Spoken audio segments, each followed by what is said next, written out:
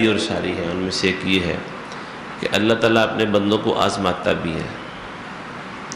وَلَنَبْلُوَنَّكُمْ بِشَيْءٍ مِّنَ الْخَوْفِ وَالْجُوعِ وَنَقْصٍ مِّنَ الْأَمْوَالِ وَالْأَنفُسِ وَالثَّمَرَاتِ، طرح طرح سے آزماتا ہے۔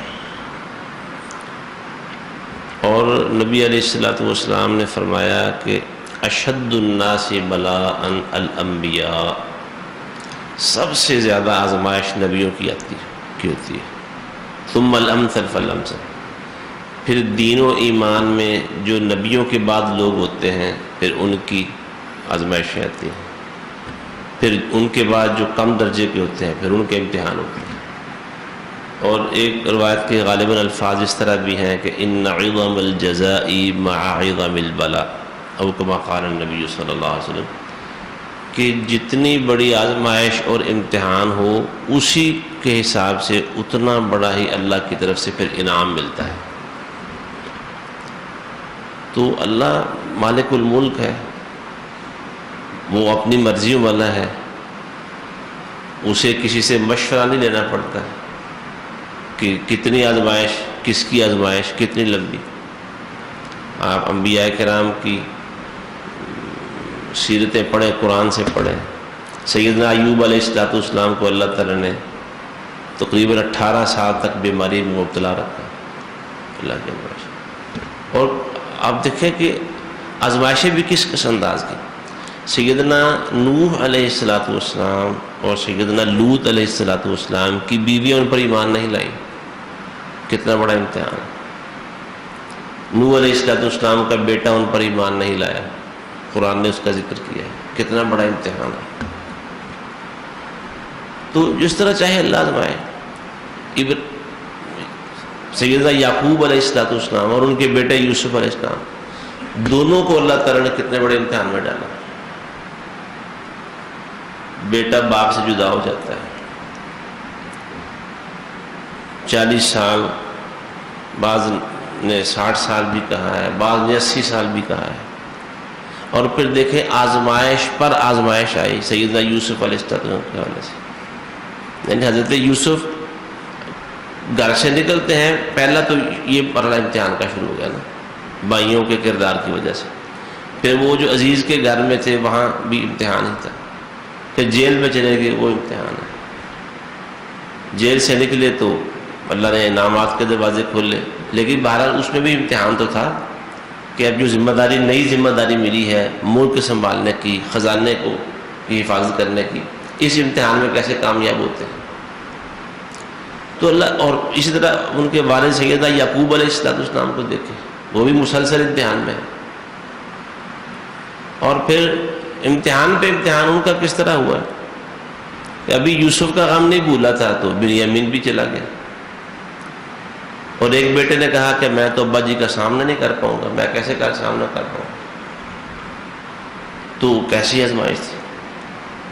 تو اللہ تعالیٰ کی یہاں سے مشیت اور اللہ تعالیٰ کی جو مرضی ہے وہ سمجھ میں آتے ہیں، اور اس کی حکمتیں کوئی پا نہیں سکتا۔ ہمیں اللہ تعالیٰ سے عافیت ہی مانگنی چاہیے کہ اللہ ہمیں اپنی عافیت نصیب فرما، ہم امتحانوں کے قابل نہیں ہیں۔ تو بہرحال یہ ہمیں قرآن سے پتہ چلتا ہے کہ اللہ تعالیٰ جس کو چاہتا ہے، جس انداز سے چاہتا ہے، جتنی دیر کے اور وقت کے لیے چاہتا ہے، امتحان میں ڈال دیتا ہے۔ اور یہ امتحان انسان کے دین میں مضبوطی اور جو صلابت ہے، پختگی ہے، اس کے حساب سے آتے ہیں۔ ہمیں ویسے اس طرح کے معاملات میں کسی غلط فہمی کا یا خوش فہمی کا شکار نہیں ہونا چاہیے۔ ہمیں زندگی میں جو مختلف قسم کی مشکلات پیش آتی ہیں وہ زیادہ تر ہمارے گناہوں کی سزائیں ہوتی ہیں۔ اللہ تعالیٰ چلے یہ کہہ سکتے ہیں کہ سزا دے کے بھی آزماتا ہے، جس طرح نعمتیں دے کے آزماتا ہے ایسے ہی سزا دے کے بھی آزماتا ہے، نعمتیں واپس دے کے بھی آزماتا ہے۔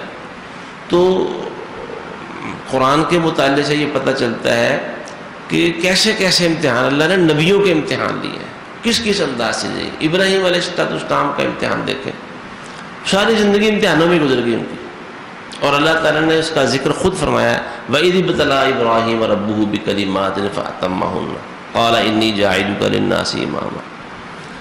سارے امتحانوں میں پاس ہو گئے. اب اس سے بڑی گواہی کیا ہو سکتی ہے؟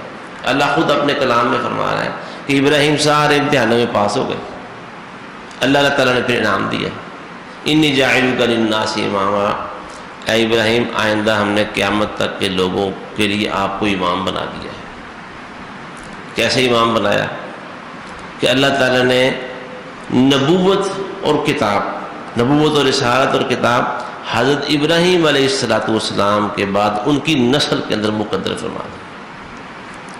جتنے نبی حضرت ابراہیم علیہ السلام کے بعد آئے ہیں، ہمارے آخری پیغمبر سیدنا محمد رسول اللہ صلی اللہ علیہ وسلم تک سارے حضرت ابراہیم کے اولاد میں سے ہیں. تو یعنی امتحان دیا اللہ تعالیٰ نے. اب دیکھیں علاقے سے امتحان شروع ہوتا ہے، تبلیغ کرتے ہیں قوم کے لوگوں کو، ان کے ساتھ پھڈا ہو گیا. بادشاہ وقت کو تبلیغ کی، والد اپنا والد جس کی آنکھوں کا نور تھے، دل کا سرور تھے، اس کو جب بڑے ہی پیارے انداز سے، یقین جانیے عربی اسلوب کو جاننے والے، وہ جو والد کو حضرت ابراہیم علیہ السلام نے نصیحت کی تھی، وہ پڑھ کے بندہ محظوظ ہوتا ہے، لطف اٹھاتا ہے، یار کتنا پیارا انداز ہے. یا اباتی، اے میرے پیارے ابا جان، میرے پاس علم آیا ہے، آپ کے پاس علم نہیں. اے ابا جان، شیطان نے آپ کو بہکایا ہوا ہے اور وہ اللہ کا بڑا دشمن ہے. اے ابا جان، یہ بت نہ سنتے ہیں، نہ دیکھتے ہیں، نہ جواب دیتے ہیں. بڑے پیارے انداز سے بات کریں.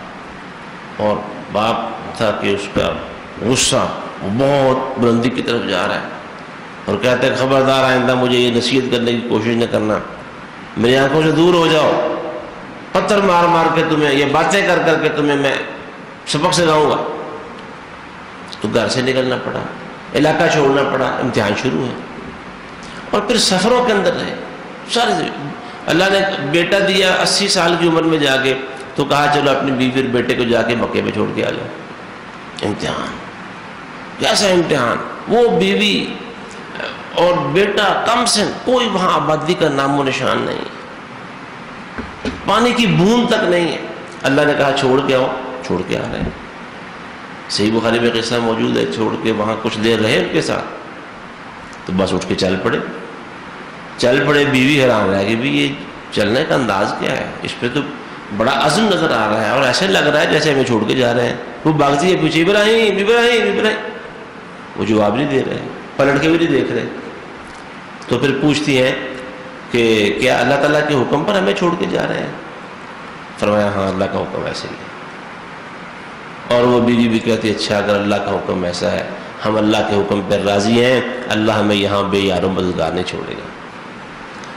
بیٹا، ابھی جو بیٹا ہے اسماعیل، وہ بھی مستقبل کا نبی ہے، اور اس کی والدہ نبی کی والدہ، اللہ نے انہیں بھی امتحان میں ڈالا ہوا ہے. وہ باپ الگ امتحان میں کہ اپنی بیوی اور بیٹے کو کہاں چھوڑ کے آیا ہوا ہوں. اور بیوی اور بیٹا بھی امتحان میں ہے. اللہ امتحان لیتا ہے جیسے چاہتا ہے. تو یہ اللہ کا فیصلہ ہے انسانی زندگی کے لیے، اللہ کا قانون ہے. وہ آزماتا ضرور ہے، اور آزمائش انسان کی جو دین میں پختگی ہے اس کے حساب سے ہوتی ہے. اور پھر انسان جتنا پختہ ہوتا ہے، انعام بھی اسی حساب سے اللہ تعالیٰ زیادہ عطا فرماتا ہے. عرض کیا نا کہ ابراہیم علیہ السلام کے امتحان کتنے سے بڑے تھے، انعام کتنا بڑا ہے. قیامت تک کی نبوت اور رسالت ان کی نسل میں اللہ نے ڈال دی. یعقوب علیہ السلام کو دیکھیں، جب وہ آگے پتہ چلا نا کہ بنیامین بھی وہاں رکھ لیا گیا ہے چوری کے الزام میں، اور ایک بیٹے نے کہا کہ میں تو واپس گھر ہی نہیں جاؤں گا، میں تو ابا جی کا سامنا نہیں کر سکا. تو پھر کہتے ہیں فصبر جمیل، صبر جمیل ہے. صبر جمیل کیا ہوتا ہے؟ کہ شکایت کا کوئی لفظ تک بھی زبان پہ نہ آئے. صبر جمیل. صبر جو لفظ ہے نا، یہ مصبر سے بنا ہے. مصبر جانتے ہیں آپ؟ بڑا کڑوا ہوتا ہے. صبر خود کڑوا ہے، لیکن اس کا جو پھل اللہ نے رکھا ہوا ہے وہ بڑا میٹھا ہے. ہمارے ہاں ضرب المثل ہے نا، صبر کا پھل میٹھا ہے. وہ کہتے ہیں صبر کیا ہوتا ہے؟ کہ وہ مصبر کی طرح کی کڑوی چیز آپ کی زبان پر رکھ دی جائے اور آپ اسے میٹھی گولی سمجھتے ہوئے چوستے ہوئے نگل جائیں اور کسی کو پتہ نہ چلے کہ آپ کے منہ پہ حلق میں کیا اترا ہے. یہ ہے صبر جمیل. صبر جمیل نہیں اتنی کڑوی چیز زبان پہ رکھی ہے, حلق سے نیچے اتار لی ہے, اور دیکھنے والے یہ سمجھ رہے ہوں کہ شاید کوئی میٹھی گولی کھائی ہے اس نے. صبر جمیل. اور ساتھ ہی کہا عسى الله ان يأتيني بهم جميعا, مجھے امید ہے کہ اللہ اب سب کو واپس لے آئے گا. آزمائش جب انتہاؤں کو پہنچتی ہے نا, اللہ تعالیٰ دوری تیری آزمائشوں میں جب بندے کو ڈالتا ہے تو پھر اللہ کی مدد بھی قریب ہوتی ہے. اللہ نے فرمایا ہے قرآن میں ان مع العسر یسرا فان مع العسر یسرا, تنگی کے ساتھ آسانی ہے, تنگی کے ساتھ آسانی. ہر تنگی پریشانی اور مصیبت آتی ہے نا تو اللہ کا قانون ہے, اصول ہے, اور انسانی تجربات سے یہ بات ثابت ہوتی ہے کہ ہر مصیبت وہ آسانی بھی ساتھ لے کے آتی ہے, آسانی اس کے ساتھ ہوتی ہے. تو کہا کہ اللہ سب کو لے آئے گا. نبی علیہ السلام کی ایک حدیث ہے, اس کا مفہوم کچھ اس طرح ہے کہ جب کوئی آزمائش طول اختیار کر جاتی ہے نا تو بندے کی بس ہو جاتی ہے. بندہ اندر سے سمجھتا ہے یا اللہ میری تو بس ہو گئی ہو, اور گھبراہٹ, مایوسی یا ڈگمگاہٹ اس کے عزائم کے اندر کچھ اس طرح کی چیزیں آ رہی ہوتی ہیں نا, اللہ تعالیٰ اپنے بندے پر پھر ہنستا ہے کہ دیکھو اب میری مدد اس کے بالکل قریب ہے, مدد آئی چاہتی ہے, اور اب یہ مایوس ہو رہا ہے.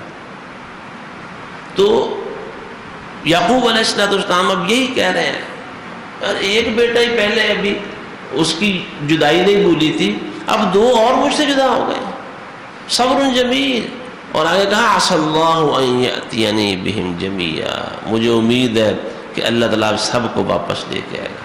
یعنی اب آزمائش اپنی انتہاؤں کو پہنچ چکی ہے, لیکن اصل جو اندر کلک تھا نا, تکلیف تھی, وہ یوسف کی جدائی کا غم تھا. دل میں ارمان یہ تھے کہ اس بیٹے کو اللہ نے نبی بنانا ہے, وہ نبی ہے اور وہ میری آنکھوں سے دور ہے, محروم ہے. بیٹوں نے یہ چال چلی ہوئی ہے کہ اسے بھیڑیا کہا گیا ہے, اور مجھے اس کی خبر تک نہیں کہ وہ بیٹا کہاں ہے, کس حال میں ہے. وہ داغ پھر اندر سے نا تکلیف زندہ ہو گئی, اور مجلس سے اٹھے جاتے ہوئے کہتے ہیں یا اسفا علی یوسف, ہائے یوسف, ہائے یوسف. وَبِيَضَّتْ عَيْنَاهُ مِنَ الْحُزْنِ, اور آنکھوں پہ موتیا اتر آیا ہوا تھا, رو رو کے بیٹے کی جدائی کے غم میں بنائی جاتی رہی تھی.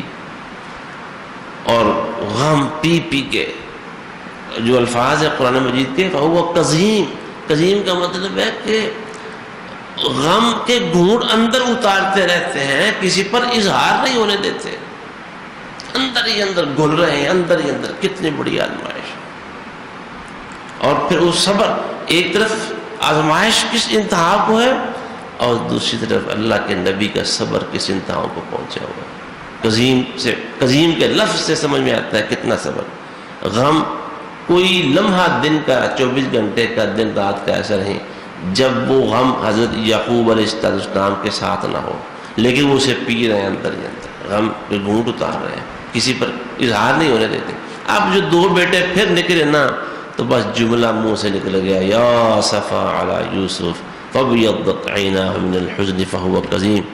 وہ کہنے لگے ابا جی تاللہ تفتأ تذکر یوسف حتی تکون حردا او تکون من الحالکین.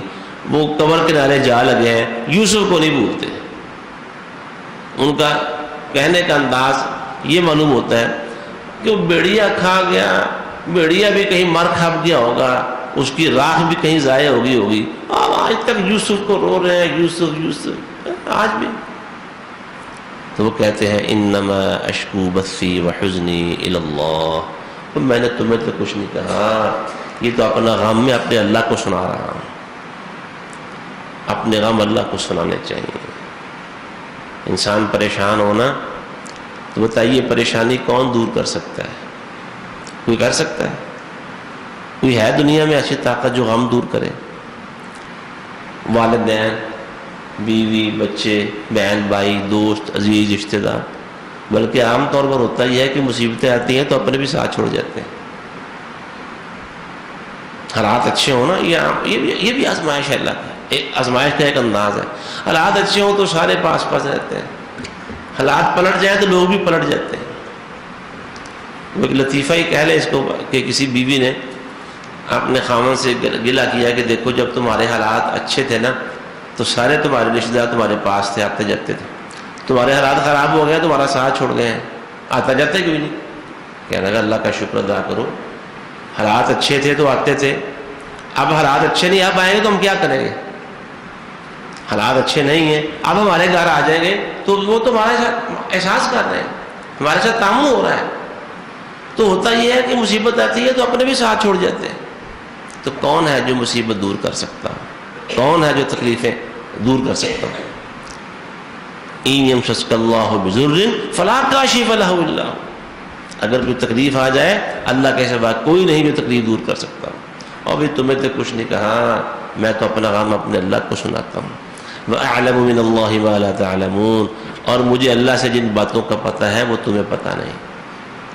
اب دیکھیں یقین، اللہ تعالیٰ کی مدد پہ یقین اور صبر کس انتہا کو پہنچا ہوا ہے کہ وہ ساری اولاد جو ایکا کیے ہوئے ہے کہ یوسف کو بھیڑیا کھا گیا ہے، یوسف کو بھیڑیا کھا گیا، بھیڑیے نے کھا لیا تھا، اسی اولاد سے سیدہ یعقوب علیہ السلام کہہ رہے ہیں اور میرے بچوں اذهبوا فتحسسوا من یوسف واخیہ، جاؤ یوسف کو کہیں تلاش کر کے لاؤ اور اس کے بھائی کو بھی تلاش کر کے لاؤ. جو وہ سارے جنہوں نے افسانہ گڑھا ہوا تھا نا کہ بھیڑیا کھا گیا، ان کو کہہ رہے ہیں جاؤ یوسف کو تلاش کر کے لاؤ اور اس کے بھائی کو بھی تلاش کر کے لاؤ. اور آگے کیا فرمایا؟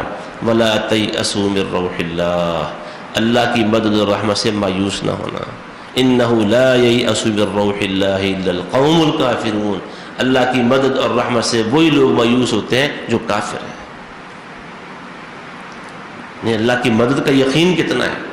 ایک طرف آزمائشیں، تکلیفیں، مصیبتیں کس انتہا کو پہنچی ہوئی ہیں اور ان کی استقامت دیکھیں اور اللہ کی مدد پر یقین دیکھیں اور صبر کی انتہا دیکھیں.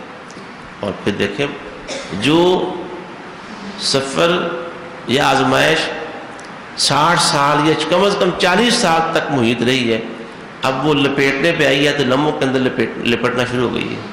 کیا خیال ہے؟ لمحوں کے اندر ہی ہو گیا نا. ادھر سے جناب وہ قمیض آ گئی ہے یوسف علیہ السلام کی اور وہ کہنے لگے جی مجھے تو اپنے بیٹے کی خوشبوئیں آ رہی ہیں. اور پھر ایسے ہو بھی گیا اور یوسف علیہ السلام نے اپنے والدین کو پھر مصر بلا لیا، بھائیوں کو بھی بلا لیا. تو یہ آزمائشیں ہیں اللہ تعالیٰ کی، ہمیں اللہ تعالیٰ اور اللہ کی حکمتیں ہوتی ہیں. ان جو قرآن مجید میں اللہ تعالیٰ نے انبیاء کرام کے حالات واقعات بیان فرمائے ہیں، ان میں ہمارے لیے بڑا سبق ہے، بڑی نصیحت ہے، بڑی عبرت ہے. ہمیں ان کو دیکھ کر اپنے لیے سبق حاصل کرنا چاہیے. اگر کبھی کوئی تکلیف آ جائے، پریشانی آ جائے تو صبر کا دامن نہیں چھوڑنا چاہیے اور پھر اللہ تعالیٰ کا در نہیں چھوڑنا چاہیے. اللہ نے بھی قرآن میں فرمایا ہے وَاسْتَعِينُوا بِالصَّبْرِ وَالصَّلَاةِ. اللہ کی مدد حاصل کرنا چاہتے ہو نا تو صبر کیا کرو، صبر سے مدد آتی ہے. غالباً ایک حدیث کے الفاظ بھی اس طرح ہیں کہ وَإِنَّ الظَّفْرَ مَعَ الصَّبْرِ. اللہ کی مدد صبر کس لیے آتی ہے. صبر کیا کریں، حوصلہ کیا کریں، جزا فضا نہ کیا کریں، گلے شکوے نہ کیا کریں. اور جب اس آزمائش اور تکلیف سے زیادہ ہی دل ہار جائے، ہمت کمزور پڑ رہی ہو تو اللہ کے آگے رویا کریں، اللہ سے کہا کریں میرے مالک، میرے رب، میں تیرا کمزور بندہ ہوں، میں ان امتحانوں کے قابل نہیں ہوں، یا اللہ تو مجھے معاف کر دے، یا اللہ مجھے عافیت دے دے، مجھے اس آزمائش سے نجات عطا فرما دے. اللہ سے باتیں کیا کریں. اللہ سے جب انسان باتیں کرتا ہے اللہ دل ہلکا کر دیتا ہے، اللہ تعالیٰ آزمائش کو بھی لپیٹ دیتا ہے. تو اللہ تعالیٰ ہمیں انبیاء کرام علیہ السلام کی سیرت کو اپنے لیے روشنی اور مشعل راہ بنانے کی توفیق عطا فرمائے. وآخر دعوانا ان الحمد للہ رب العالمین.